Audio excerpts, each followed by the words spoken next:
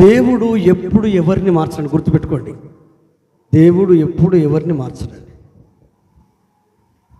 నువ్వు అవకాశం ఇస్తేనే తప్ప మార్చడు. నీకు ఎన్ని వాక్యాలు తెలిసినా, నేను ఎన్ని వాక్యాలు మీకు బోధించినా, అయ్యా ఈ వాక్యం ద్వారా నేను మారాలనుకుంటున్నాను, నేను నీకు అవకాశం ఇస్తున్నాను, నన్ను మార్చాలంటేనే మారుస్తాను. జబర్దస్తిగా మెడలు వంచి ముక్కుకు ముగుదాడేసి మెడకు ఒత్తుంట కట్టి చెప్పినట్టు ఇంటలేరని పిల్లలకు పెళ్ళిళ్ళు చేస్తారు కదా. వీడు ఇంటలేడయ్యా మా వాడు 20 సంవత్సరాలు పనికి పోతున్నాడు, ఏం పోతున్నాడు, అందుకే వానికి పెళ్లి చేసినాయా. ఎందుకంటే భార్య వస్తే ఊరుకోదు కదా. వాక్యం ఎప్పుడైనా బలివి చేతనో, ఇబ్బంది చేతనో, కష్టం చేతనో, అది కష్టం మీద వినోదట్లా నో, అది బతుకులు మార్చేది.